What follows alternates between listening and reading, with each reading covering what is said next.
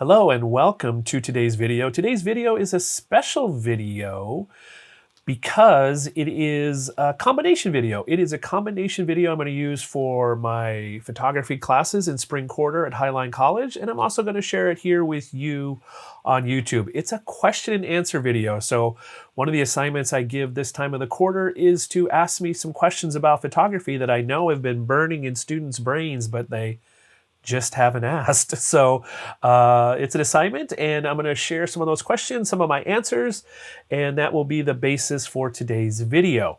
So one thing to know about this video, well, I guess two things to know about this video. Number one, it will be longer, even longer than my regular video. So grab a beverage, buckle up.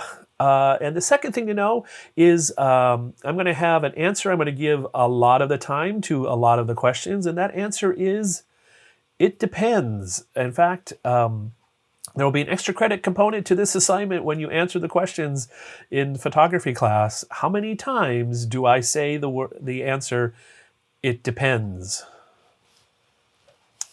Count them. So let's get started. We're going to get started by talking about the 10 categories of questions that have been asked. First is cameras and gear. Next is phones, using your phone as a camera, some tips for that. Then we've got settings and stuff, all the magic buttons, knobs, and dials on your camera. Then we've got composition questions and photography business questions. There'll be a whole lot of it depends answers in that one. Portraits, creativity and motivation, software, and education around photography, next steps for learning more, and then miscellaneous, things that don't quite fit anywhere else. I don't know why I do that kind of in my Alex Trebek game show voice, but it kind of feels like a game show here. All right, anyway, here's the first question about cameras and gear. Cameras in gear category. The first question is, besides lenses, are there any other cheap add-ons like filters or hardware to combine to a camera that would create more interesting photos? Of course, I love this question because it uses the phrase I use so much, interesting photos. Cheap add-ons, filters, external hardware, and stuff like that. Yes, the answer is yes. The things you can do for this. My favorite add-on, as I've said many, many times, I'm going to use my new camera angle, the overhead shot. My favorite camera accessory is this, the extension tube. Let me get that up here so you can see it nice and... I'm still learning how to use this. The extension tube. This lets you get really close. It goes onto your camera, between your camera lens and your camera body. And then you put the lens back on the correct way. And now you can focus very closely on subjects. Let me see. You can see it focuses very closely on my screen. I'm about 4 inches away from the screen.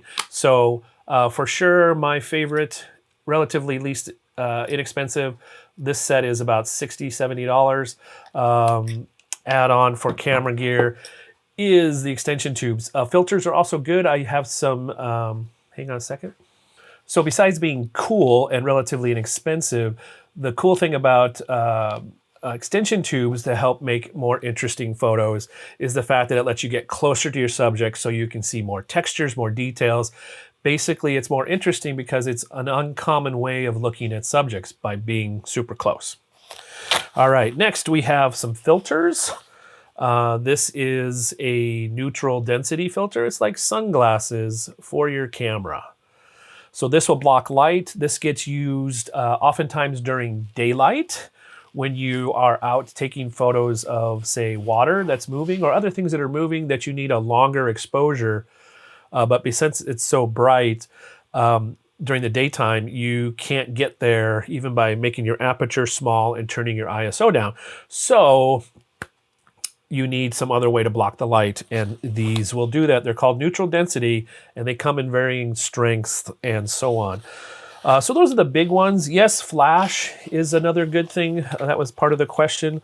That gives you more lighting options for creating all different kinds of photos. It is an art and science in and of itself. If you continue in photography at Highline College, excuse me, I teach a class called Portrait Photography. It's Art 148. Hopefully, we'll be offering that winter quarter when we're back on campus. Winter quarter 2022. Seems like it's so far away, but I know it'll be here soon. So yeah, there you go. Question number 1, and it's already taken a whole bunch of time. All right, so next question. What's the next question? Yay, graduation and getting yourself a camera as a gift to yourself. Some relatively inexpensive options. Invest in lenses rather than the body. That is a good idea, as lenses hold their value and performance and have less rapid upgrade cycles as camera bodies do. So yes, I have a list. Where is that? It is right over here. So I will, for Highline students, I will post this on Canvas. There's the entry-level Canon, entry-level Nikon. These links go to B&H Photo, Sony a6300, Fuji XS10. Those are some of the entry-level ones. There are a few additions to this that I need to add. The entry-level mirrorless for Canon and Nikon I need to add, and I will add that before you see it, when you see it. Okay, so yes, there's some entry-level stuff. However, having said that, entry-level starts at about $500 for new, $600, maybe closer to 7 or 8, depending on what you're getting and what lens you get with the system to get started. A less expensive option is to buy a used camera that is maybe 2 or 3 years old. I wouldn't necessarily go much older than that, because you'll outgrow it that much more quickly. But 2 or 3 years, the sensor tech hasn't changed too much in that time. Neither has the focusing. There's been some improvements, but relatively stabilized. So you can save a lot of money, well, about 25, 30% on a 2, 3-year-old camera, maybe even 50%. So that's a thought as well. If you have suggestions on sources for used cameras, please maybe leave them in the comments below. I know one good source is called KEH.com. Other places that you can get used stuff are B&H Photo sells used, Adorama does. The 2 local camera stores on that list, Glazier's in Seattle and Kenmore Camera in Bothell, both sell used gear as well. And new stuff. Whenever you're thinking about buying a new camera, my suggestion is, if possible, go to a brick and mortar camera store. Talk to a person who knows cameras, knows all the latest and greatest stuff about cameras, and can ask you good questions, help you determine what's a good fit for you, both for your budget and for your use case. So there you go. An add-on to this question: what is your recommendation for a camera that can take pictures and video? And the answer is all of them. Any camera nowadays will also shoot video, create videos. My recommendation, if you're going to get heavy into the video side of thing, is to go with a mirrorless camera. They are just better geared to creating videos than a DSLR is. And if you don't know what a mirrorless or a DSLR is, Google it. I'm already going really long here, so let's move on. Yeah, all the entry-level cameras will shoot video, do really good at video. Again, mirrorless especially does a good job at that. When do we know it's time to upgrade our gear? It depends. It depends. Yeah, it depends. I think the major way I've known when it's time to upgrade gear is when I'm either extremely frustrated by something I cannot do with the existing gear, and there's something that's out there now that'll let me do it better, faster, so on. Otherwise, I tend to kind of stick with my gear as long as I can. If I can already do it, but it's maybe not quite as easy as I want or quite as flashy as I want, but I can still get it done. What I'd rather do is spend money on getting something that lets me do something I can't already do. For example, I do not have the most recent version of the Fujifilm camera. I have the X-T3. The current version is the X-T4. What I have now works really well. There wasn't enough justification in the changes for my most used scenarios to upgrade to the T4. All right, let's go on to phones. Questions about taking photos with phones. Add-on lenses for your smartphone would be a good temporary substitute for buying a normal camera. Of course, missing features, blah, blah, blah. There you go. So yes, there are some good add-ons. The good add-ons, however, are not inexpensive. So there are lots of options for add-on lenses. This company's called Moment. Moment.com is, I think, their name. And here is the deal with Moment. Let's see, iPhone lenses. Let's go phone lenses. They make them for other kinds of cameras. Here you go. So they're on sale right now, but they're still $120-ish. Plus, you need to buy a case that will allow you to snap these on. So these are super good quality, but they're not inexpensive by a long shot.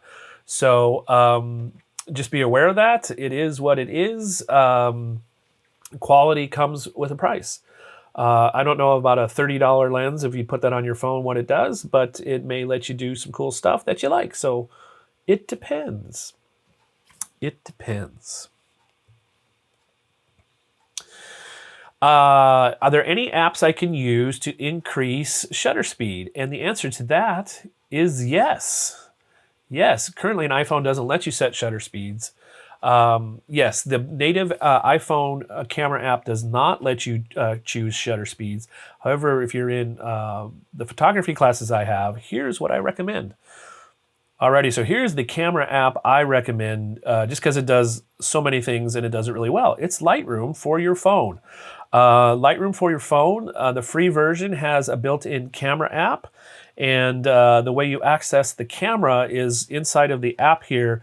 There's a blue floating window, and it has a camera icon on the bottom right, so you tap on that, and it puts you into, oh my gosh, picture-in-picture mode of doom. So let's go over here. It has in the lower left corner, it has options for automatic mode, which is how your camera usually works. So let's not do that. Let's go to professional mode. And professional mode, now you notice that I have seconds down here, so I can change the time. I can tell it to be longer exposure, shorter exposure, stuff like that. So I can go long exposure over here on the right-hand side. It'll go down to a quarter second in that mode. If you want even longer, what you do is go into the long exposure mode. And now when I tap on seconds, I can go up to 5 seconds for duration. So that app is built, not built in, that's built into the iPhone, excuse me, that's built into the Lightroom app you can download for your phone. And it's pretty cool. There's other apps that will let you do that. There's one called Long Exposure. There's a couple other shutter speed and setting apps on your phones. On phones, just so you know, phones have, you can't change the aperture. So that is a setting you cannot change on phones, but you can change ISO and shutter speed. There you go. All right, what's our next question? When you're using an iPhone to take photos, what are some tips to get really clear photos when you are zoomed in? So when you're close to a subject, either physically or by zooming, you magnify everything. So any motion will be magnified, anything that's out of focus will be magnified and more noticeable. So here is a tip and then an answer that you didn't ask. So let me show you back to the phone so we can take a look at this. So back at the phone, I'm just going to use the regular camera app. And when you're using your phone, don't, like my phone will go to 2x. Natively, there's a separate lens for that. But once I start zooming beyond 2x, I'm into digital zoom, and that's what we call craptacular. Don't use it. It's poor quality. It's just making all the pixels are just getting larger. You're not really getting closer to them. They're just getting larger and usually uglier. So keep it, depending on your phone, usually 2x on iPhones is the max you can go as far as zoom. And then you can get closer.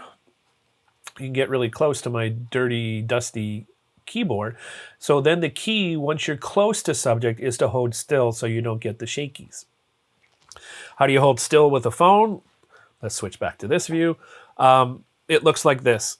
The best way is to, just like you do with a camera, you get your elbows tucked in and get the phone close, and then yeah, you look like this. So you're creating a tripod with your body is what you're trying to do.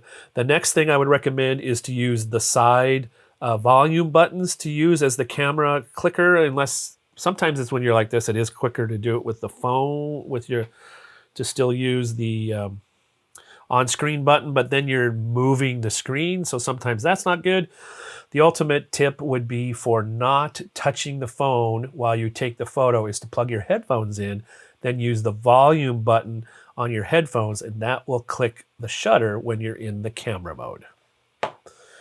Bonus phone tips for today.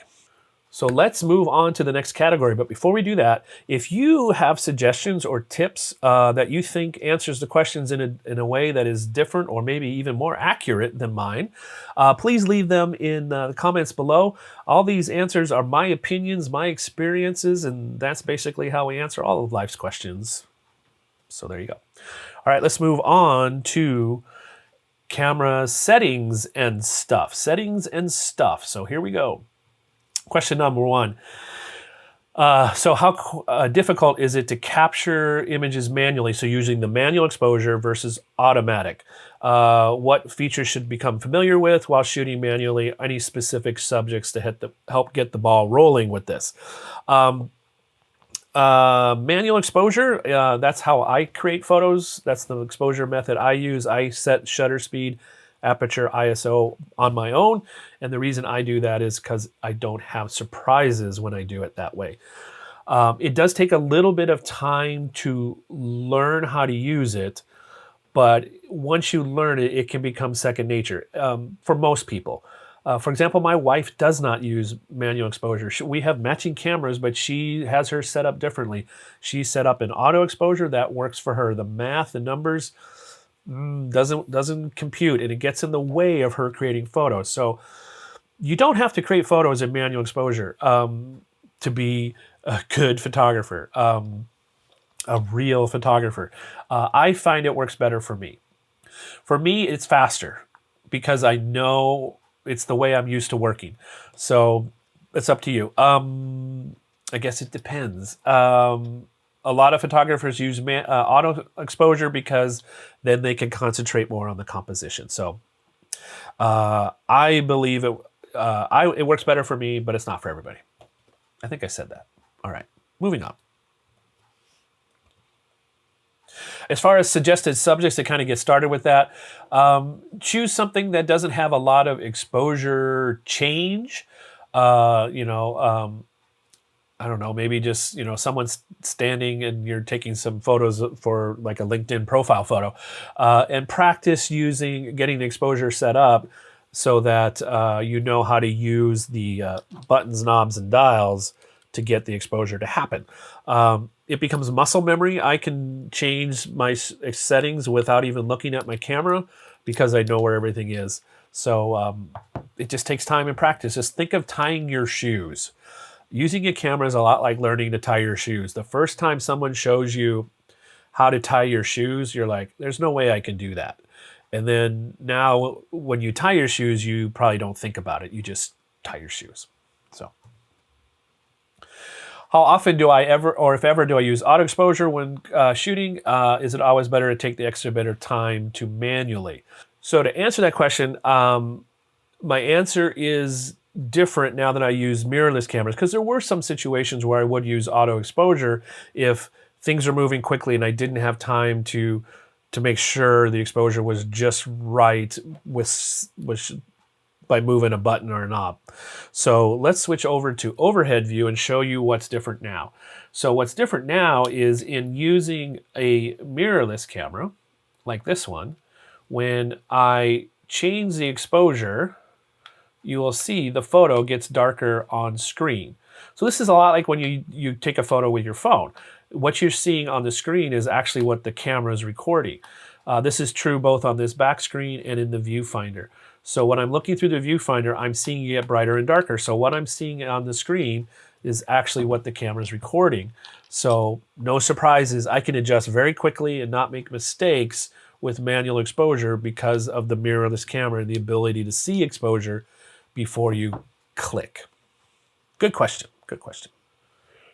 All right, next question. Any tips for enhancing image quality while taking photos in a low light condition? Whenever I take photos indoor, night, without flash, photos seem noisy, blurred, shaken, out of focus. So the camera that this person uses is a Canon Rebel T3i with the 50 millimeter f1.8 lens. The lens lets in a lot of light. The camera is not good in that specific one anyway, is not very good in low light. So in order to get more light in a low light situation, cameras turn up their ISO, which is their light amplifier. And like any amplifier, when the ISO gets higher, that amplifier, you get more noise. Older cameras traditionally don't do as well as you turn up the ISOs. My experience on the T3 and T5s, Canons is ISO 800 is the max, which may not be fast enough to get enough light so you can use a short duration shutter speed so you don't have shaky photos. So it's technology is fighting you. Our eyes see better in low light than our cameras do. So you need a camera with the technology to see in low light, and that would generally be a newer camera. Cameras in the past 5-ish years, 4 years, even 3, can go very easily to ISO 6400 and let a lot of light in that way, so you can get shorter duration photos without using a flash, shorter duration shutter speeds, no flash, sharp photos. Technology. What other shooting mode should I use instead of the M shooting mode? Good question. If you're going to stay with automatic, my recommendation on the cameras with a mode dial. So these things, the PSAM dial, the P. My recommendation is move it off of the green auto mode. Go at least to the P. P stands for program, or you can tell people it stands for professional or photographer. And that mode, the camera is still going to do the calculation of the exposure, and you can concentrate on the composition. The TV or S mode on most other cameras is shutter priority. So if your shutter speed is important in capturing a certain appearance of motion, then you would use TV. AV is aperture value. You're setting the aperture. So if what's in focus, the depth of field is important, you would use that. The M mode stands for Michael. No, it's manual. Anyway, yeah, so A mode if what's in focus is important. T mode if appearance of motion is important. Or the P mode if you want to let the camera kind of do that heavy lifting to get you started. So I always recommend folks when they're first getting started looking through this little window to the world that go ahead and use the automatic modes, because it's hard to see through this window. It's a different way of looking. There's lots to pay attention to in that little box that's giving you information. So the composition, what you put in that little box, is the most important part. Let the camera do the exposure, at least initially, so that you can be creative with what you place in front of the camera. Any cheap film camera that you suggest? I want to take pictures of film camera because I love the retro look, but I can't afford Fujifilm cameras. Fujifilm cameras have a reputation for this cool look you can get of the straight out of cameras JPEGs. Cheap film cameras, yeah, you can go buy an old used film camera like this. This is a Pentax K1000. Focus. Pentax K1000, Michael. There we go. Which is the first camera I ever got back in. Oh, come on! Why aren't you focusing? There we go. Pentax K1000. It is the Volkswagen Beetle of cameras in that they made a zillion of them. There's nothing fancy, but they work really, really well. I got this replacement one because I don't have my original for about $90, $95 used. So yeah, lots of relatively inexpensive film cameras. Now, here's the thing about film photography. It is not an inexpensive ongoing proposition. You're going to spend probably $1 or $2 per photo every time you go click, both for the film and for having the film developed and then maybe a scan made so that you have a digital file to do something with, or a print. Either way, you're going to spend $1 or $2 per click. So that $95 camera becomes a $2,000 camera after you take a couple thousand images. So just so you know, I think with software we can get some of that look, some of that retro vibe in software that maybe will help you do that. Let's go take a look at that. All right, so let's take a look at how to maybe do some retro look with software. There's lots of ways to go. We could take a look here at some presets and see if there's some old school kind of look that we might want to go for that you can do just with one click. So let's find something that maybe is kind of old. That's kind of got an old school vibe, an old school film vibe. So we've got our settings over here where we can see what's been changed. One thing a lot of film photos have is grain. So what you can do is actually add grain. So you can make it have a feeling like it was taken with film that had film grain noise in it. That can add to the retro vibe. Other things that film photos have that you can do in software is you can reduce contrast. They didn't have as much contrast. They usually had darker blacks. So there's lots of things you could do. Reduce saturation oftentimes that you could do in software with your existing camera or your phone to kind of get that retro vintage vibe either through presets or settings of your own. So that's my story and I'm sticking to it. What lenses are best to have for photographing people and how best to capture people who are moving? So 2 questions here. First question is about the lenses to use for taking people photos. My suggestion for people photo lenses is depending on your distance. So it depends.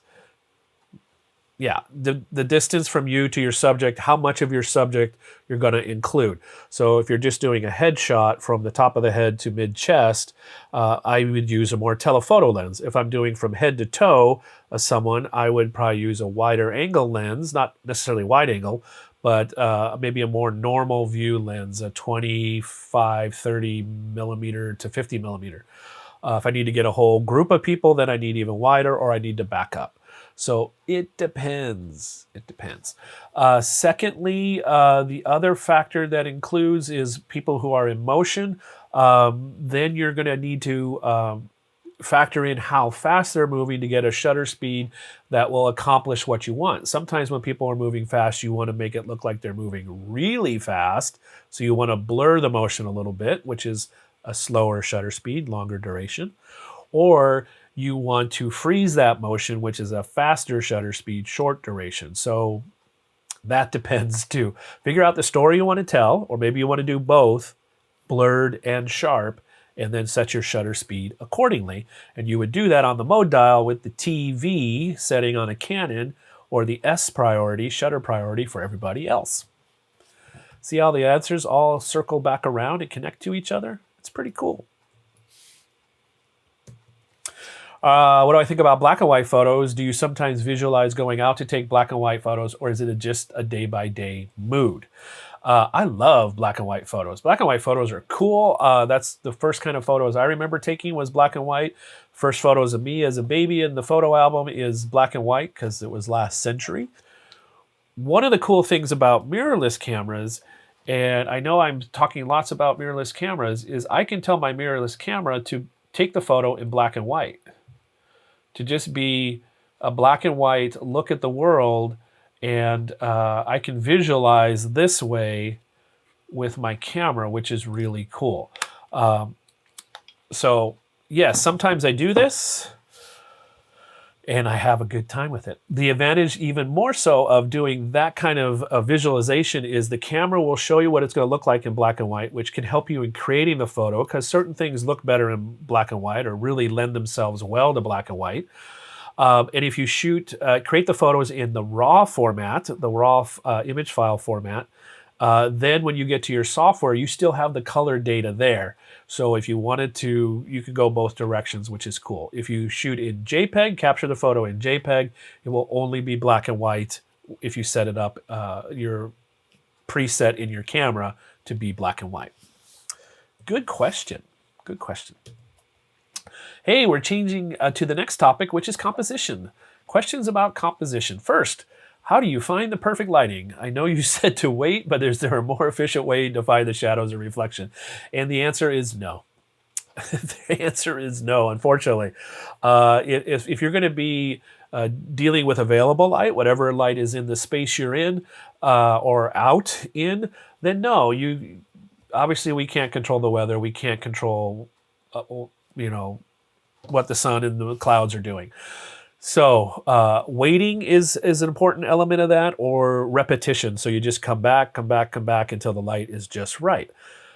The solution to that, if you want to be more efficient or be able to create photos almost anytime you want, is some kind of artificial lighting, like I'm using in here. I've got a total, I think, 8 or 9 lights in here to create this awesome look. Can you imagine what I would look like with bad lighting? Yuck.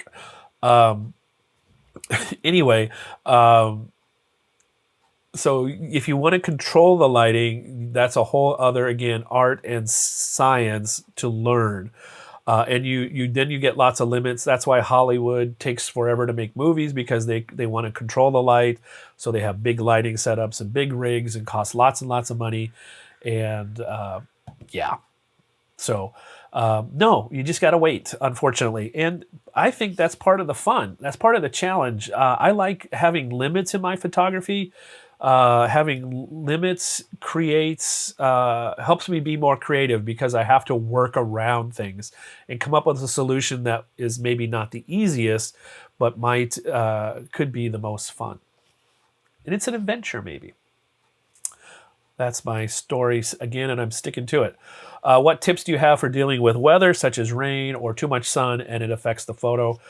Similar to the first question is, if you don't feel safe in the rain, maybe, or your camera gear isn't safe in the rain, then do photos another day. Or if you're not feeling like the kind of photo you want to create is happening in that moment, go for it. Having said that, I think the most interesting photos in available light happen in light that we enjoy the least sometimes. So that bright blue sky in the middle of the day is fun to be out in, but it doesn't create the most interesting photos because it's a relatively ordinary light. So those dramatic skies that happen in storms or before storms or after storms or during the rain or the moody light or the sunset light or the sunrise light, those kinds of lights create interesting atmospheres in which to create photo. So always be safe, always be, not uncomfortable and tense in creating your photos. Do what you can to feel as comfortable as you can in creating the photos, and be aware of being safe and protect your gear as well as yourself. Well, I guess one final answer on this one about rain and stuff. You can, if you have a phone or even a camera, relatively inexpensive if you are out in weather, especially moisture or even dust, put it in a Ziploc bag or protect it mostly with like a Ziploc bag with the lens maybe poking out. That's one way around it. It's a relatively inexpensive solution. There are very expensive solutions for underwater cameras that are multiple times usually the price of whatever camera you got. So there you go. Taking photos in public, how do you know what subjects will make for interesting photos when there's so many things around? And does it come down to what catches your eye? And I think that is exactly it. We all notice different things. And that's part of I think, the joy of photography as a creative medium is we will each notice different things if we go to even the same place. And we will each create photos of different parts of the whole. And so it depends. There's that answer again. It's a matter of practice, of taking your time to notice things, look at things differently. The more you use a camera, you'll learn how it sees and how it's different than your eyes.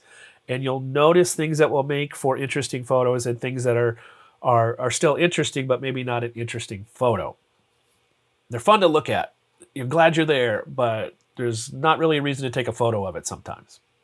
Yeah, so you'll learn those things. It just takes time. And there's another question about just taking time and being patient. Yeah, that's a big part of photography, taking time and being patient. All right, what's our next question? tips for finding large, interesting subjects for perspective shots in crowded areas. How can I make large subjects seems worthy of a viewer's time? I'm not quite sure I understand this question. I'm thinking the first thought that came to my mind is when if you're at the Seattle Center and go to this where the Space Needle is, large subject, huge subject, and then from there finding an interesting perspective that not everybody else has, and that's simply to go walk up underneath it and look straight up. Most people don't do that. They take the picture from the parking lot with the whole Space Needle.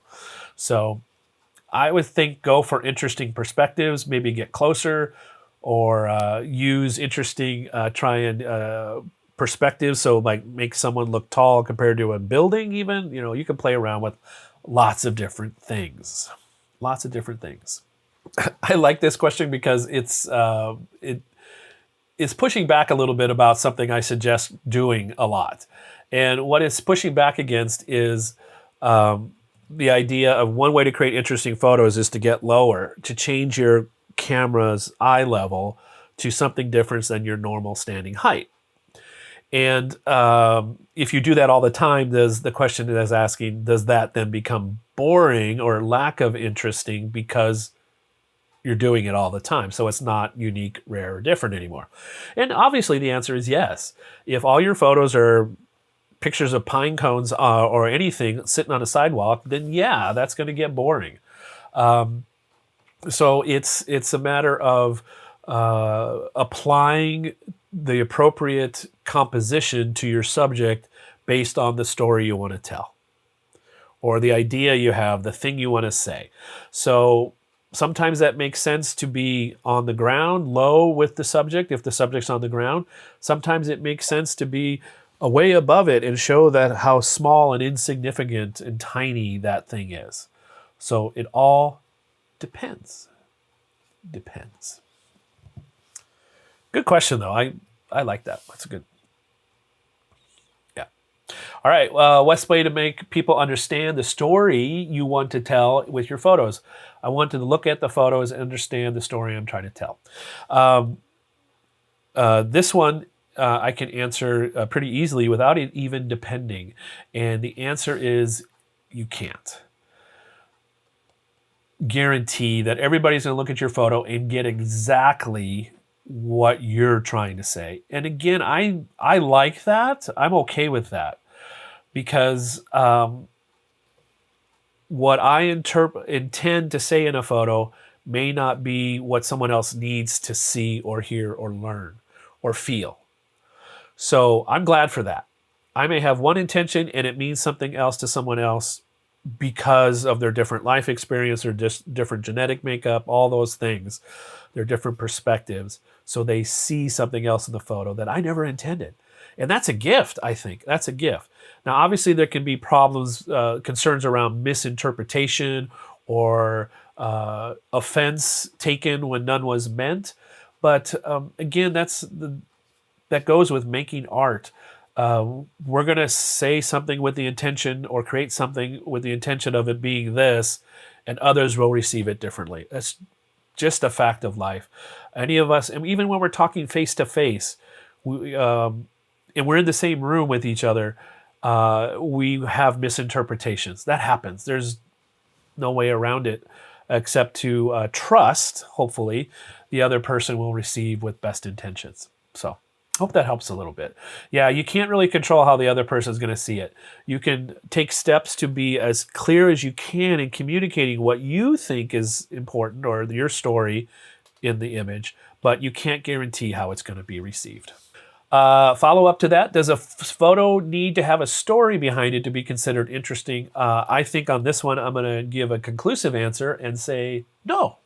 No, not every photo needs to have a story, a big dramatic scene, or even have a ton of meaning. It can still be beautiful just because it's beautiful, or it can be scary because it's scary, or it can be appreciated just because someone likes it. So there doesn't need to be a story behind it. It could just be appreciated even without a story. So there you go.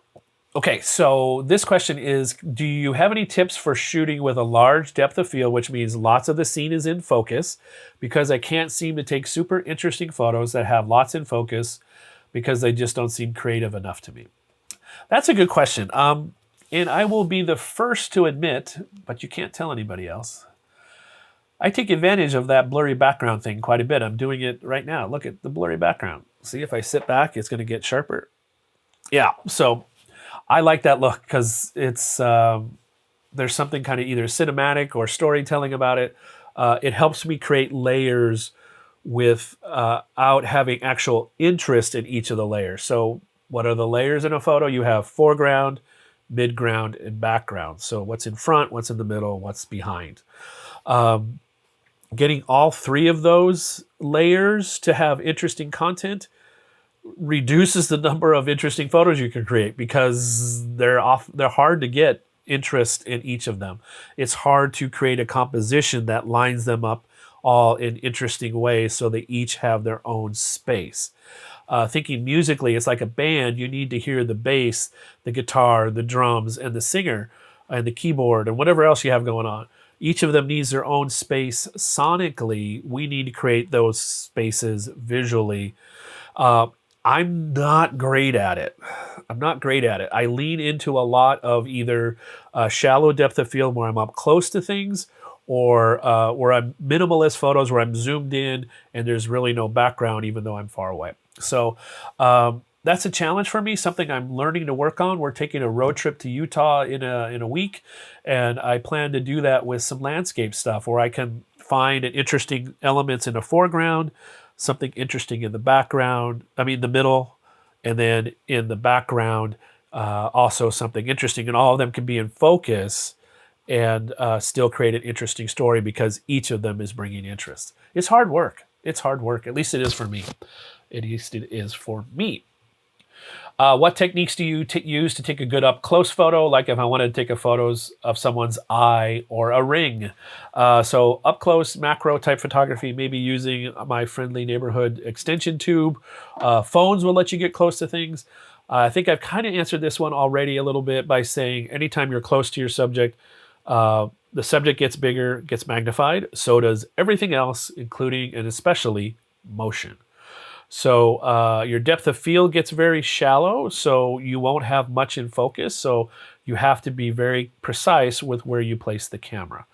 Tripods are good for that, holding the camera steady for you, or a body position that will help you hold the camera steady. So for example, if you have a camera with a lens, don't hold it like this, hold it like this. So you cradle it, and then this creates a tripod. Another suggestion, if you don't have a tripod and you find your photos are a little blurry, would be to take advantage of either on a camera or the phone, use the burst mode. So you hold the button down and take a whole sequence of pictures, and maybe there's 5 to 8 photos, and one of those is sharp, where it's a combination of you not moving, the subject not moving, and at the right distance for focus. Burst mode, tripod, being careful, fast enough shutter speed. Yeah, so all those things. Yeah, it's tricky. It's a little bit of art and science again, which is one of my favorite parts of photography, combining technical and creative. So practice, and then I'll help you out as well. Let's talk about the business side of photography. So before we get to these business questions, let me be clear about one thing. I have never been a full-time professional photographer, freelance, where I work for myself, creating photos for other people.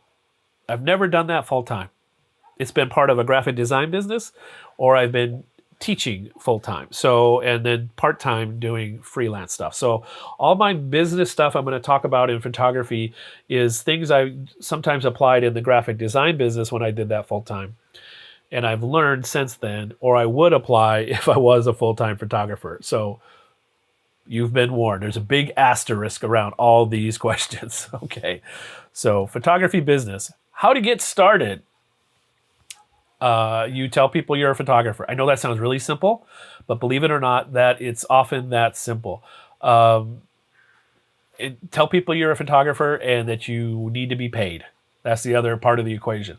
How much to get paid? That's going to be one of the questions coming up, but there's no reason, especially while you're in school, if you're living at home or have relatively low costs with what you're doing or another job, that's the best time to get started because you can start building a client base, people who will hire you or pay for your photos you take because you just take the photos that they want to buy, like landscapes and things. That's a great time to get started when you have lower expenses or other income.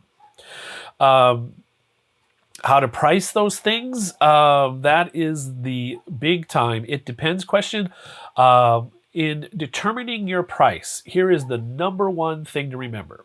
Number one thing, you can't afford your photography.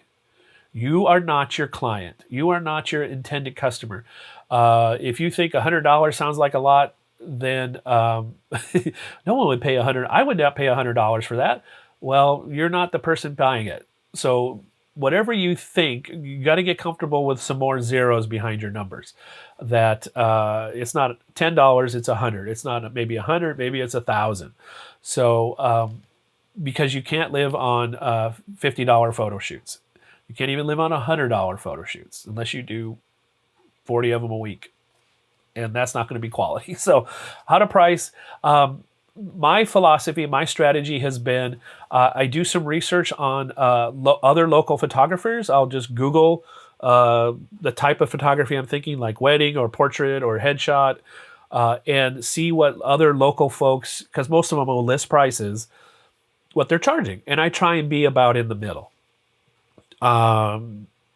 There's always going to be someone less expensive than you, so I'm not even going to play there. And I'm not going to play at the high end because not because my work isn't that good, but because the clients that often go with that are maybe not people I personally want to work with, or I just don't have the clothes to support it. So I'm wearing flannels, folks. Come on. So there you go. That's part of it too. How to promote and grow. Word of mouth is your best friend for this. Networking while you're if you're watching this video while you're at Highline, networking with fellow students, a little harder to do while we're online, but when you're back in the classroom, get to know the person sitting next to you in the classroom. Talk to them, find out what they do, get that network going so that you can maybe connect with a dentist who then needs, so you get their teeth done there, and then they need a photographer, and now they know you're a photographer. Who knows? Growing, again, I've not done this, so I don't have the answer that I know can work, but growth takes time. Most small businesses need, from the day you dedicate kind of 100% time to it to the day it becomes, yep, I'm making enough money now to live, is about 2 years for most. Some people are faster, some people take longer. So you need to plan for that interim. You need to plan for that time where some months you'll make a lot of money, and some months or multiple months you'll have absolutely no money come in. So plan for those slow times until you get to enough business where there's the dips and what's the hump, I guess, are less drastic. So be patient. How to grow, let people know what you're doing. I've tried Facebook marketing. It hasn't worked for me. Join maybe a local chamber of commerce. Join some clubs, meet people. I mean, just let people know what you do. I was one time at a Starbucks and I had my camera in front of me, drinking my hot chocolate. And a gentleman walked by and said, "Are you a photographer?" I said, "Yes, I am." He said, "Do you do headshots?" I say, "Yes, I do." And I did some photos for him later in the week. So there's no one way to do it. It depends. How hard is it?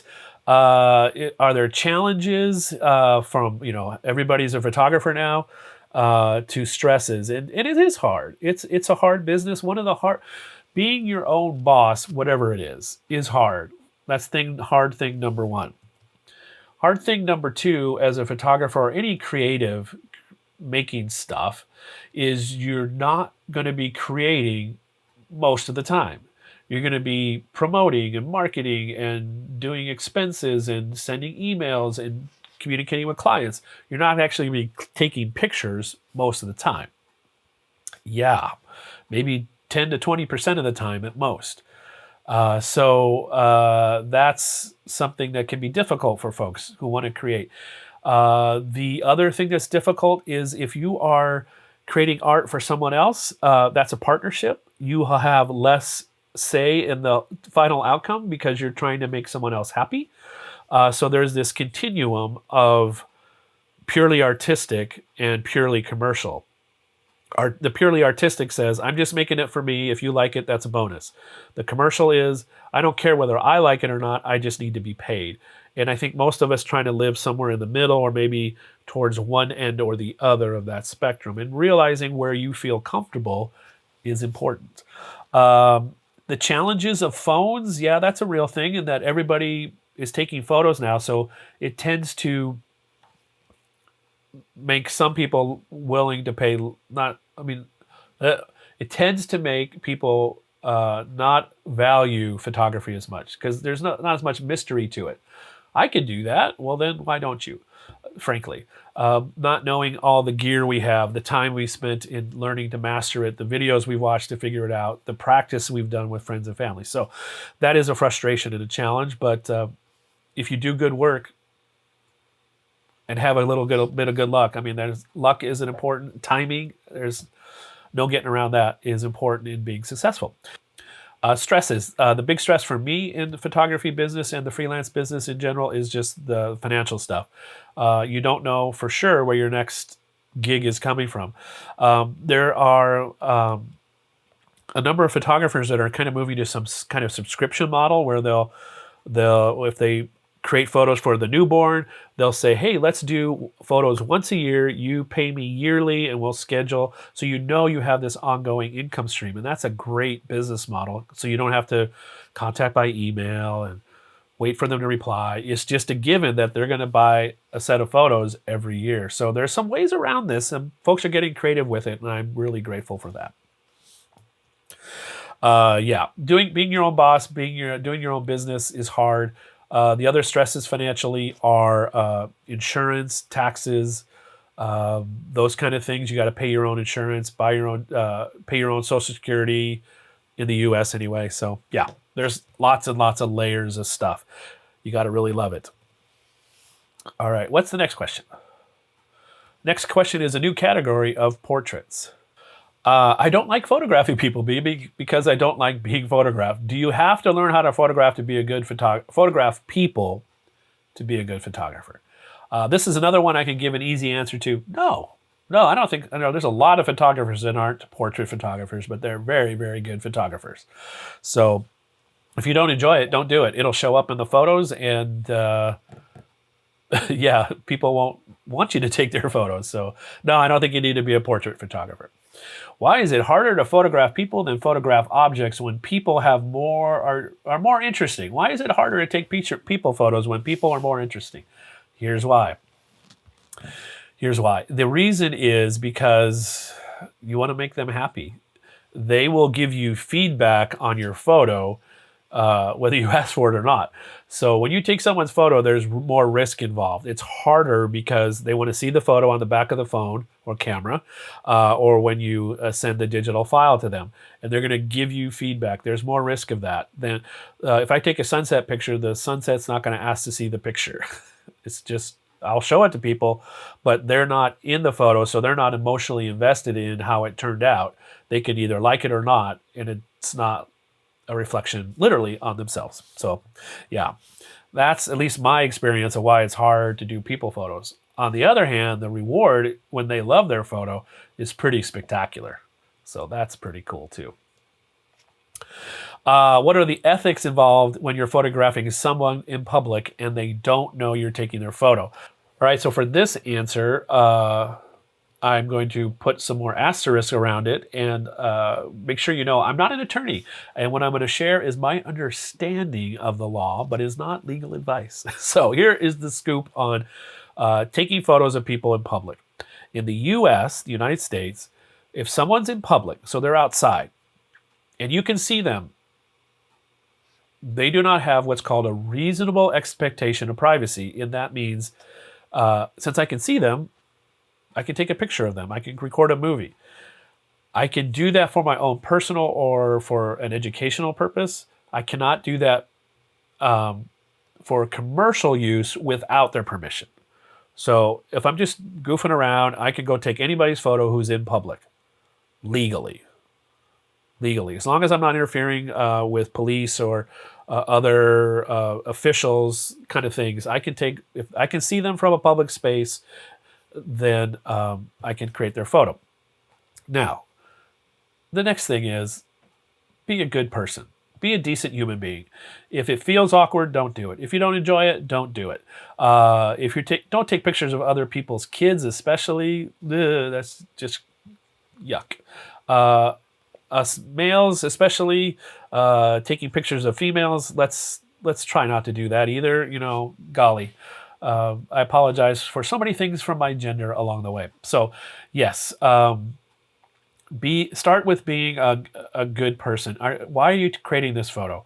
Is it because something so unique and something special is happening, or is it because, ooh, look what I did with this person? Check your motives. Yes, you're allowed to. Doesn't mean you should. What's the most important factor in creating photos? Portraits, excuse me. The other one would have been a really big question and answer. Most important factor in taking portraits is the communication and the connection between you and the person you're creating a portrait with.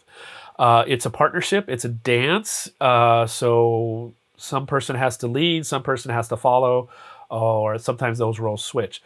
My best suggestion is to be authentically you as you're creating those photos. So be who you are. If you're like me and tell bad jokes all the time, then tell bad jokes. That's part of who you are. Be your authentic self as you are with friends, as you are with your camera and the person on the other side. The other important factor is some clear communication. Be talking. There's nothing weirder or kind of scarier than just someone clicking pictures and not saying anything. So I'm just doing this.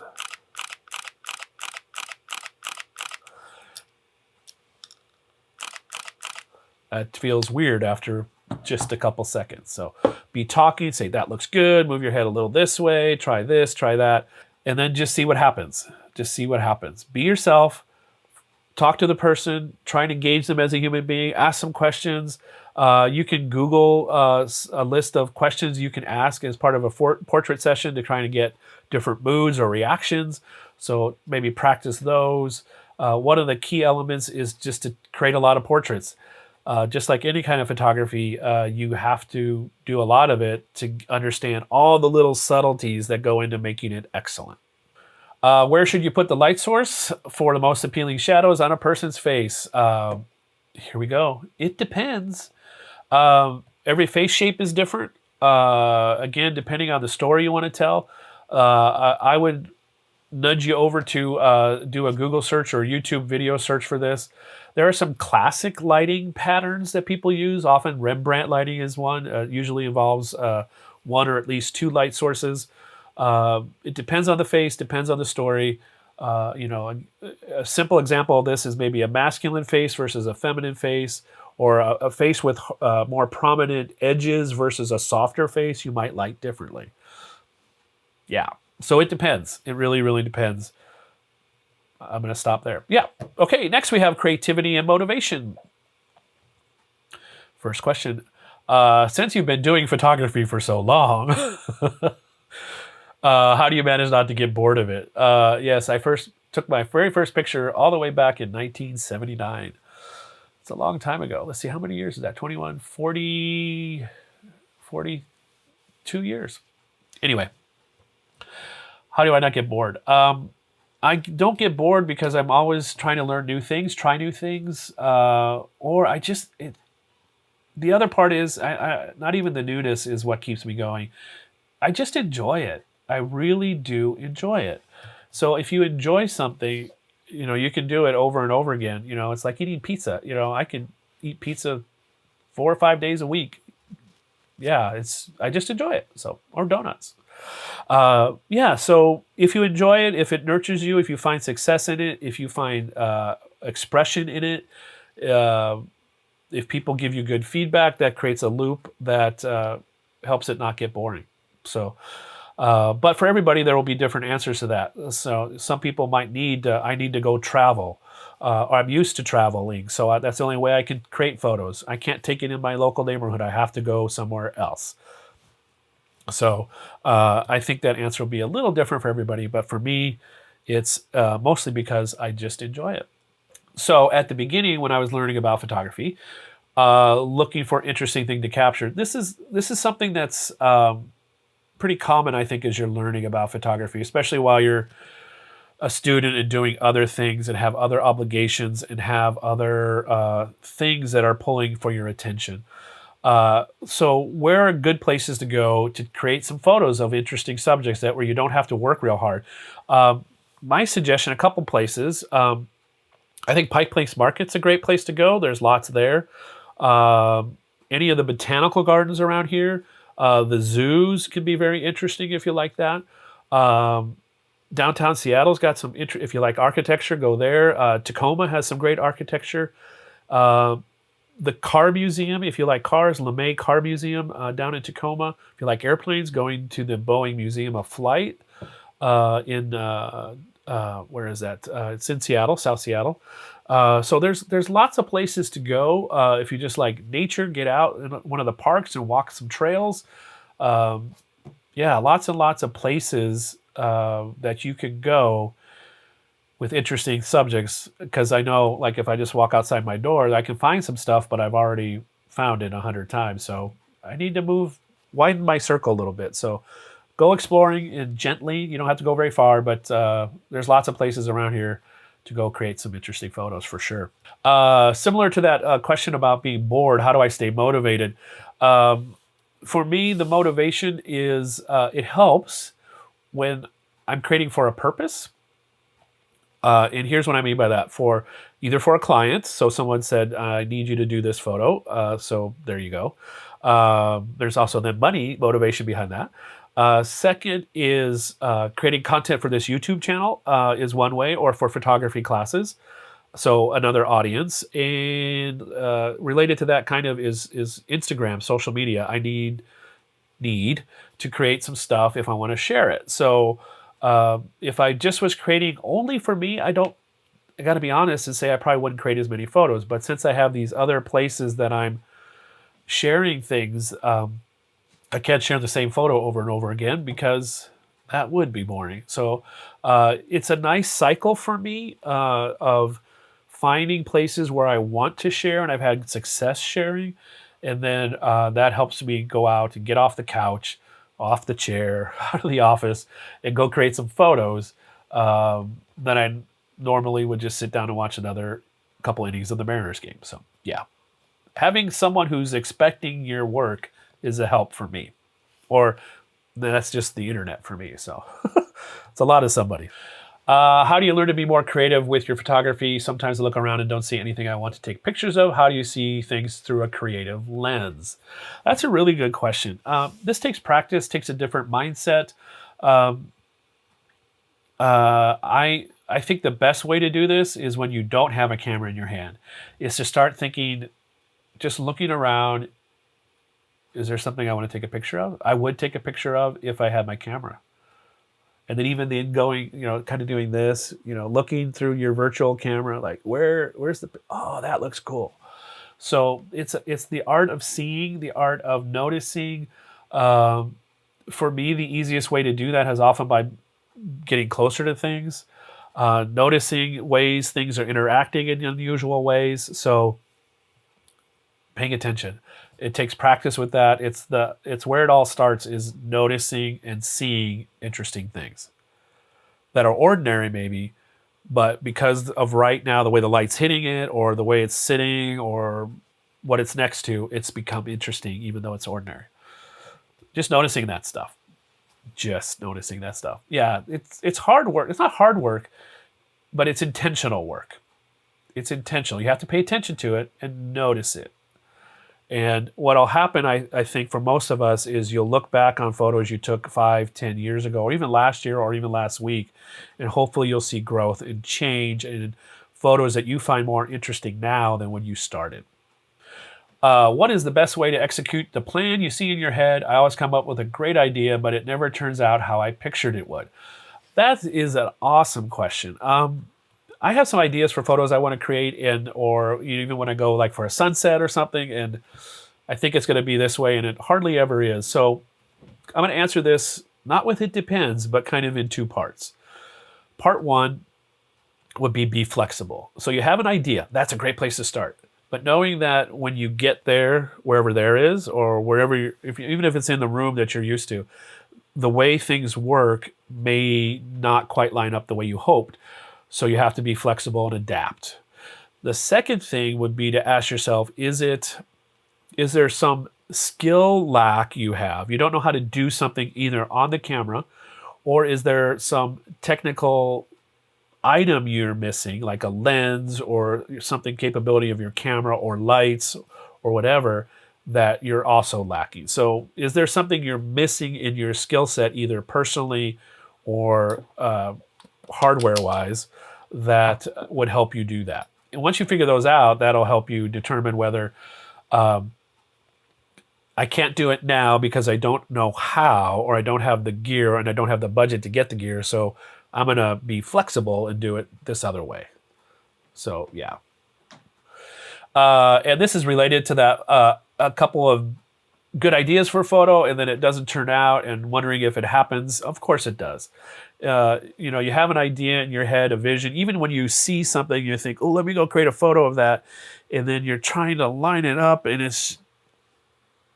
then you just go, I'm just going to look at it. I'm going to enjoy looking at it, but I can't create a photo right now. Maybe another time in different light. So going back to that question about interesting light, maybe I'll come back when the light is different, or maybe I'll come back on a different day, or when I'm feeling different. Yeah, there's so many things that go into creating interesting photos, personally, technically, and depending on the subject. So yes, it happens. It will always happen, and just keep going, keep going. How do I keep myself interested in photography when the class is done? Well, I'm glad you're interested in it while the class is going on. Yeah, when I don't have to do things, I just don't. I really want to continue taking pictures on my camera. So here is what I would suggest for this is, this offer is to all students in Art 147 and 149, as well as the whole of the internet watching this video, all however many of you. If you want to create some photos and you need an assignment, you need something to do, something specific, a framework, just drop a note in a video or send me an email. I have bucket loads of ideas, and if you need one to help get you started on creating some photos, just let me know and I'll send you an assignment. Yeah, it's kind of fun actually, and then we can even set a framework about what you're going to do and when you're going to do it. And obviously, there's not a grade, but I know for myself, sometimes when I tell somebody I'm going to get it done by this time with this many things, then I'll do it. If I just say I'll do it for myself, then sometimes I don't. So let me know. I'll give you an assignment. Or if you don't want to do that, the other way to go would be find a photo buddy. Find someone else who enjoys photography as much as you do, or similarly, and then work together. Like, hey, let's go have a picture day. We're going to go grab lunch and go grab some photos. Boom, there you go. Next category is software. Software. So what's the first software question? How do I use depth of field to make the photo look even more interesting? Is there any kind of processing I can do to make it more interesting? I think what this question is getting at is making the background blurry in a photo.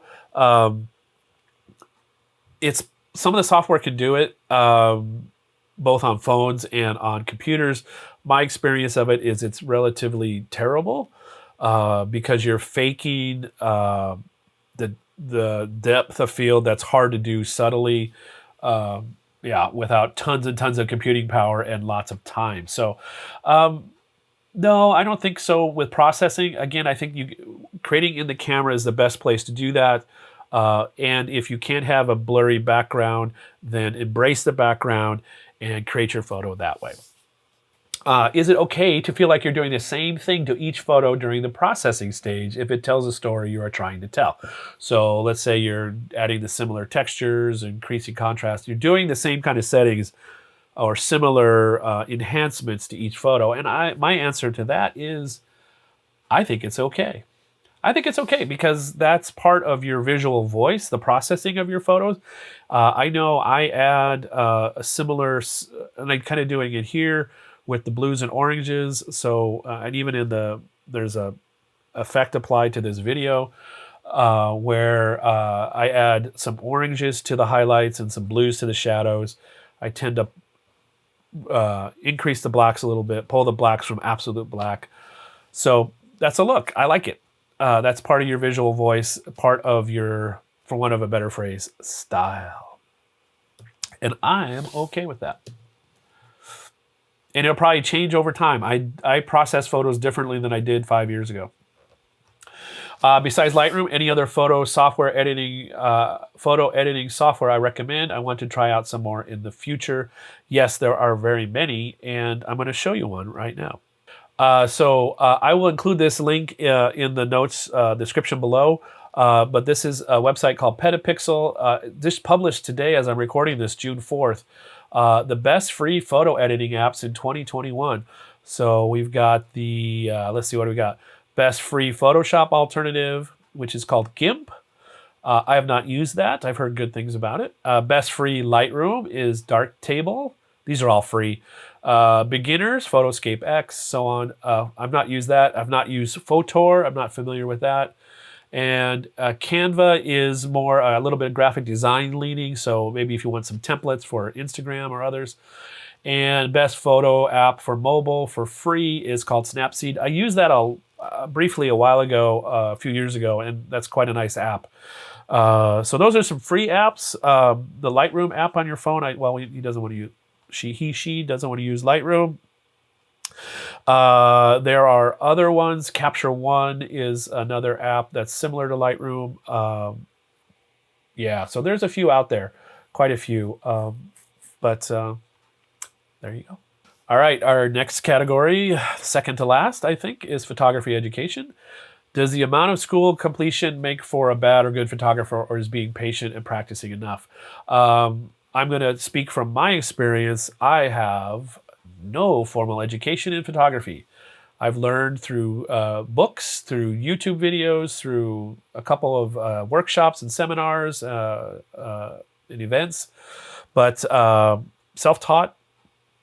So I think photography is a great way to learn photography would be if you could intern type or apprentice with an existing photographer doing the kind of photography you want to do. Learn all, not all, but learn all the little things you can't learn in a formal education setting. You can learn lots of this stuff, basically kind of become an apprentice in some ways on YouTube. There's so many photographers who are sharing so much content about how they do what they do that if you spend the time to sort through that and find a few that are doing the kind of thing you want to learn more about, you can come pretty close to almost having an apprentice. Well, I don't know. I've learned a ton that way. So I've had great success, at least I feel like I have, learning online informally. And but it takes more time. But the price is right. YouTube University is free. Next question is what education routes for photography are available in formal? There's a lot. There's a lot of options. I wouldn't go to the for-profit college route, as we've recently seen a bunch of those fold. Art Institute of Seattle went away. A bunch of those have, I don't know if Cornish is still around, but they're very expensive. They're $25,000+ a year. Yes, they're kind of focused, but I would go maybe a traditional fine art route at a traditional university or college and learn photography that way if you want to do the formal route. Technical college often will have some classes, usually not as many options. Or not as, they'll be more on the technical side of the photography, maybe on the software and that kind of thing. So yes, there are options. There are online classes for this as well. There are, some of those are less formal. So many options for continuing to learn. if you want to, invest some money into it, which often will help increase motivation for learning. So yeah, there's a ton of options. If you want to have some specific things you're thinking about and want to drop me a note in the comment below and ask a question about a specific thing, I'm glad to respond what I know or have heard about those options. Want to be more involved with photography? Besides taking photography classes, what do you think I can do to be more active with my photography skills? I think set some goals for yourself. One way to get active is to have a purpose, to know what you want to do. So maybe you can set a goal around, I want to take 1,000 photos this month or this week.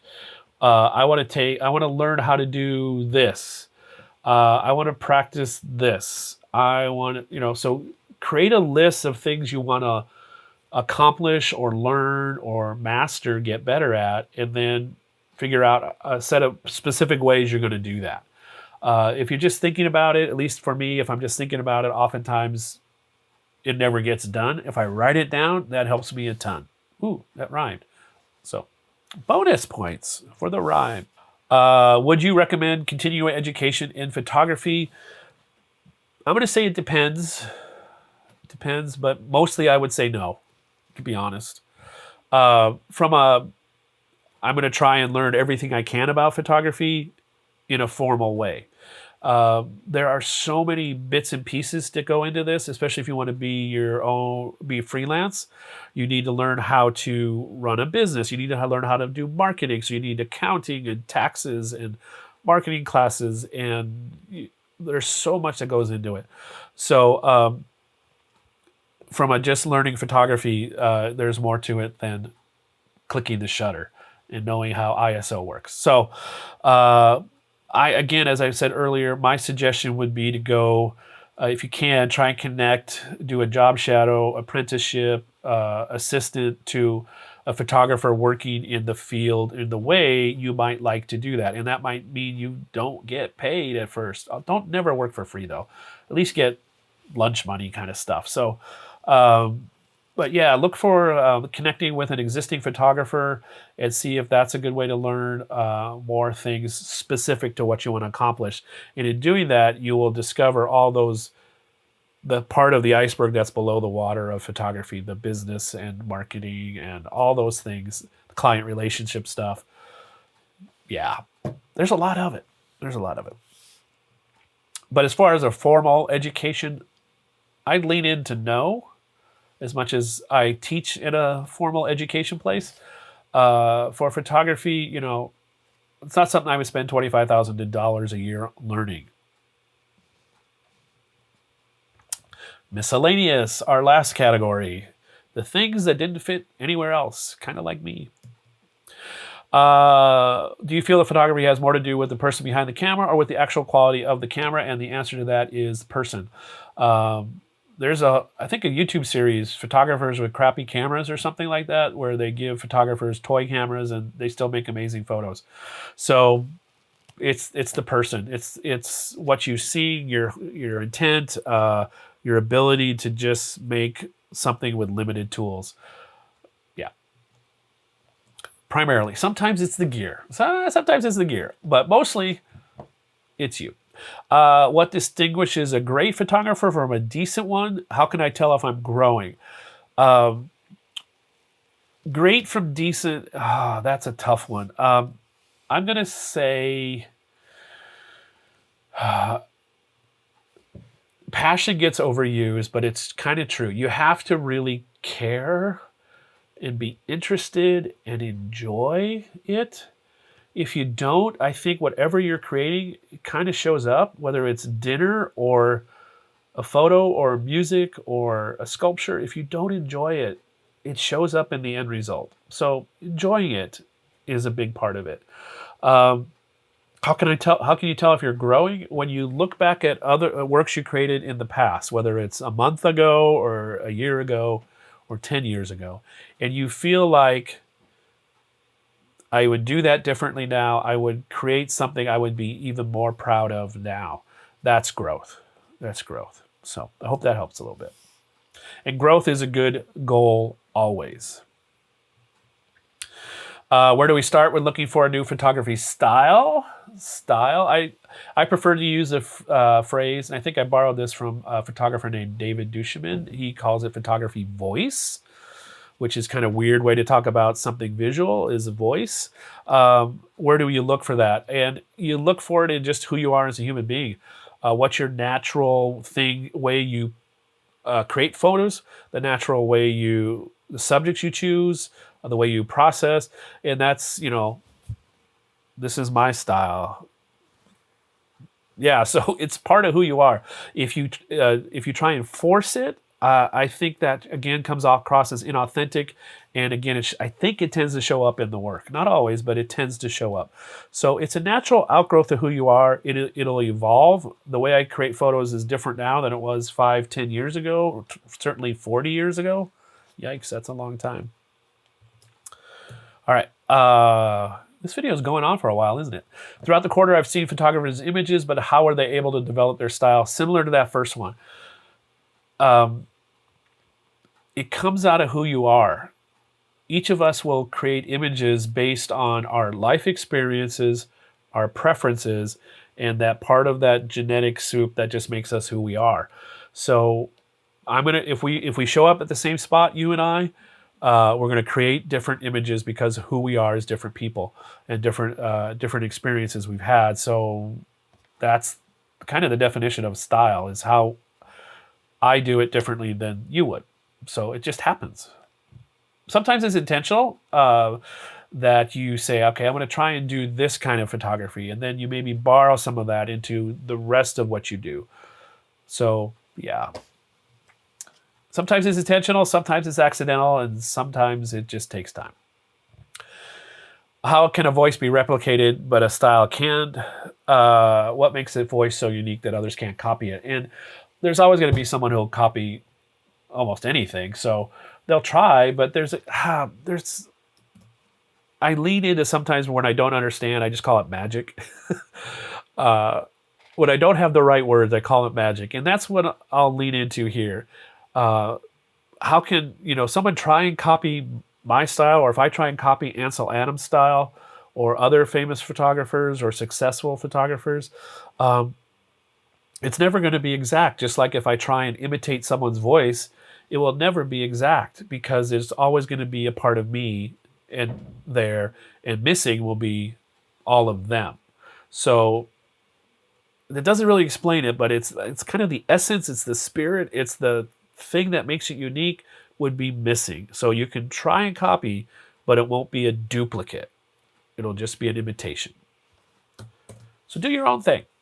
Borrow from others. Yeah, that's a good thing. Learn from others. Imitate until you can do your own thing in a way that you really like. Best way to get photo prints, how to do books and that. All my prints here are printed on my Canon printer over here. I have a printer, so that helps me. Oftentimes you can get them for a great price with a rebate, but then you have to spend lots of money on the ink and paper. Just be aware of that.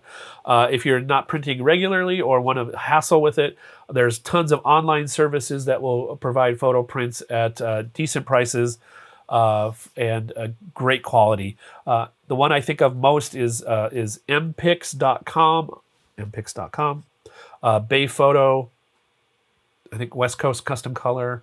There's a couple online labs. There's one local called Northwest Fine Art Printing in Kent.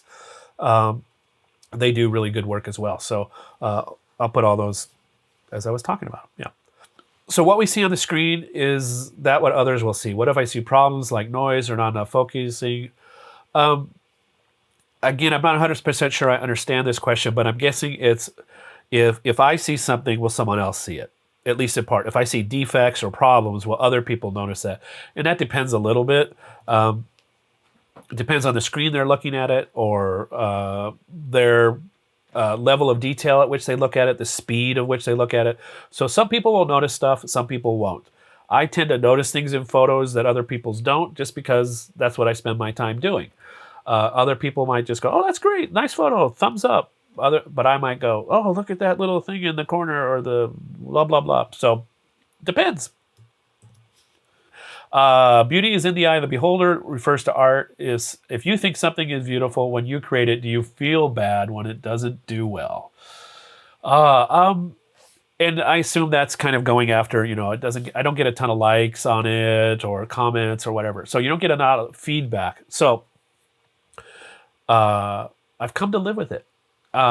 I'm not going to be ever probably a big numbers person on any social media platform, and most of us never will be, and that's okay. Again, the place to create from should be to make yourself happy, to enjoy it, create something that has meaning to you that you want to share with others that they might find some meaning or interest or enjoyment themselves. And whether that's one person or 1,000 or 1,000,000, you know, yes, sometimes it's nice to have the big numbers, but I know I'm never going to have the big numbers, and that's okay. That's okay. I still really enjoy it. It's nice to get. Here's what's really nice is when you get one little note that says something. Thank you for making this. That makes all the difference in the world. So if you are enjoying someone else's work, maybe you can be that person for them to keep encouraging them to create more art. Is to just drop a little note. Thank you for making this. I really enjoyed it. Yeah, it makes a big difference. Be that for someone else. Goes around, comes around. One thing you wish you knew when you first started taking photos, I wish I knew how exposure worked. I got lucky more than I was good. I didn't understand how shutter speed affected motion. I didn't understand aperture and depth of field.